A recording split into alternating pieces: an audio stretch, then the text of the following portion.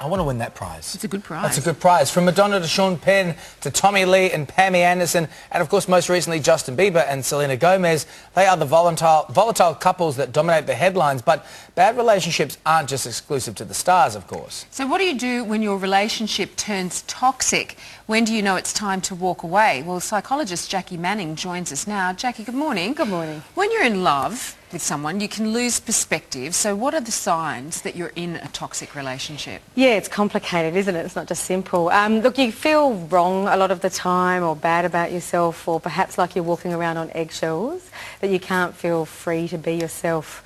That loss of freedom can come. The word toxic in this context does mean drained of energy or life, and so you do feel a bit weaker than coping with your normal day-to-day.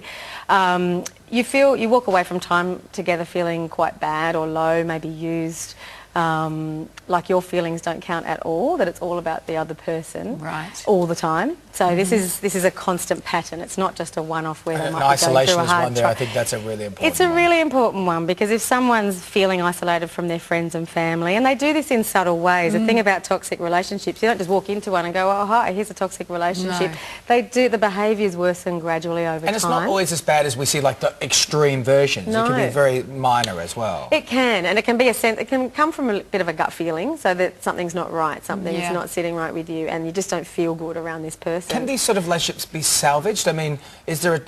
you just need to walk away every time? It depends. So yeah, bad relationships can go through bad patches, all of them, and if both parties are willing to put some effort in and make some changes, then they can be salvaged. I should make a mention that if someone's suffering physical violence and that kind of thing in a relationship, to seek immediate support. They might not be able to get out immediately, but to seek that. Yep. But it's time to walk away when your partner just simply doesn't acknowledge that there's a problem, that there's no problem with them, they're perfectly happy with the way things are, and they refuse to do anything about it, such as attending counselling together. Counselling's a lot about strategies about how you can improve things, and so it's very proactive and positive. If someone won't do that, then you can't really make change. A lot of people see counselling or seeing a psychologist as something that's like very like, oh well, I have some sort of mental issue, but it's not about that. No, not at all. It's very positive. It's a positive step to take. You know, you see a mechanic to fix your car, you don't know how to fix it yourself. If the relationship's having issues and you're just getting stuck all the time, then it's really important to break out of that cycle, and counselling can be a wonderful way to do that. It doesn't have to be a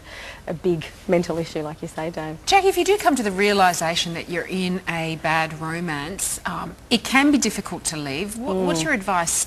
How do you get out? Yeah, it can be, because you have feelings for this person as well. So I suggest, taking it slowly, writing down your feelings for a period of time so that you know that you're not imagining things. Surround yourself with the positive type of friends that can help. If your friends are in difficult relationships and they might not know how to get out of them, so find professional help if that's the case, your GP, Lifeline, a counsellor. Set a deadline, so you might not be able to walk out of the door tomorrow, but you might be able to think, okay, in 3 months' time I can set myself up with another place to live, etc.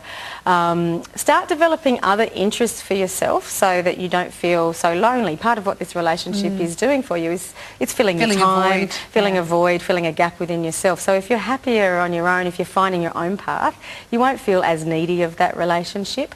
Decide how you're going to communicate that you leave. So for some people, they might be feeling quite scared, and writing things down might be an appropriate way to go there, at least for the first step, or having backup as a friend with you.